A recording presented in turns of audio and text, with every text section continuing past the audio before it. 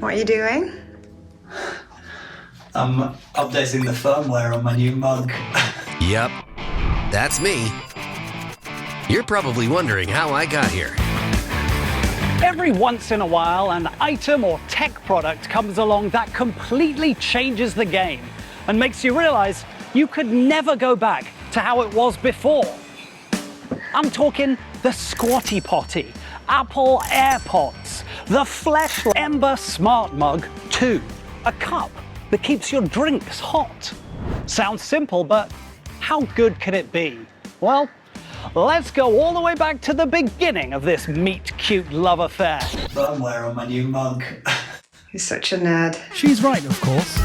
This is me, Christmas Day 2021, receiving one of the greatest gifts of the modern era and beginning a beautiful relationship. Yeah, I mean, obviously I requested it. The nerd gene does not run in the family. Every time I hear about a fridge with a screen or a robot vacuum cleaner, I'm torn between being the gadget-loving nerd who's like, I want to go to there. and the pragmatist who realizes it's probably more trouble than it's worth.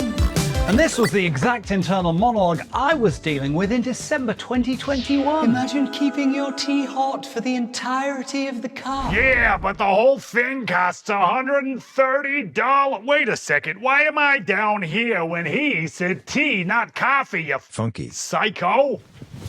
Oh yeah, I'm British. I drink tea, and not any of those colourful leaves you find in the supermarket. I'm talking about proper builder's tea with a bunch of milk and a load of sugar, apart from actually no sugar because it's 2025 and I'm trying to control my dopamine levels. 8 Sleep Athletic Greens Ice Bath Podcast, thanks. A cup of tea Or coffee? is like punctuation to me.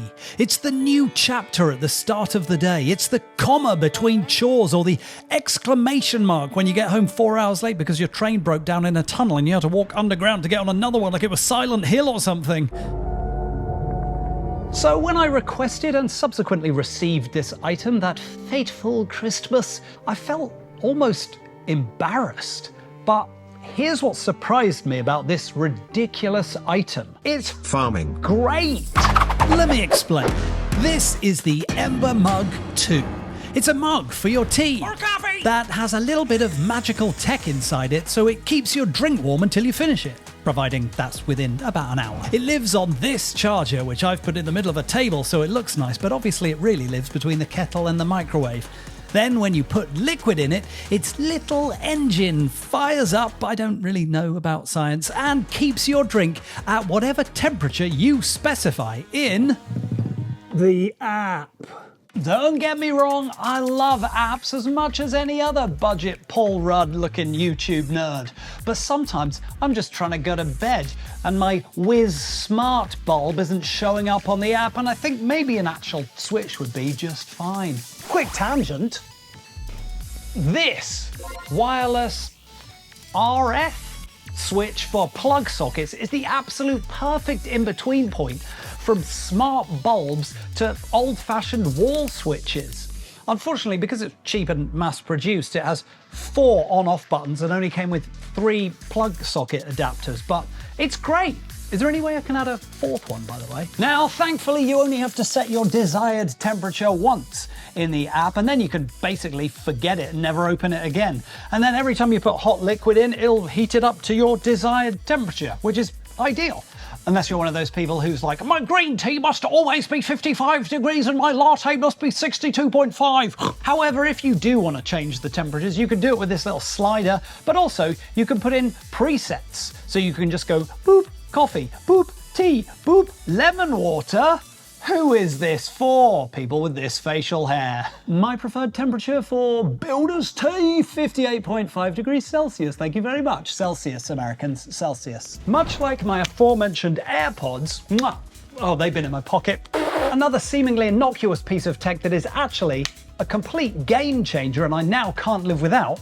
This mug is the absolute best. I love it. Nope. Every sip is hot, not just the first couple. I can go away for 20 minutes, come back and still the perfect 58.5 degrees Celsius. Although you do have to sometimes deal with that little milk skin thing on the top that we all know and love. Now it's not all buttercups and waterfalls, is that a phrase?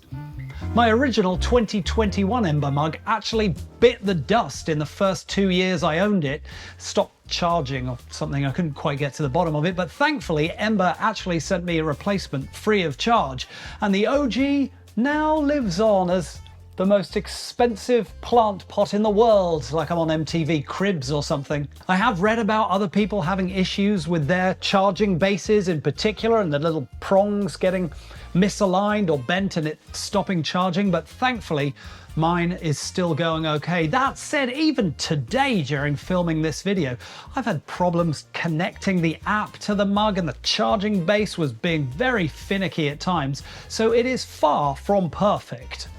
So every relationship has its ups and downs, every rom-com has a bust up before the makeup. So what are the downsides of this guy? Well, it's a little tough to clean, let me tell you that much. If you drink tea, or I imagine coffee, out of it as much as I do, a little stains will build up on the inside, and because it's painted metal rather than porcelain, they can be a little sticky and tough to remove. Believe me, I've tried everything on this guy and they still show up under a certain light.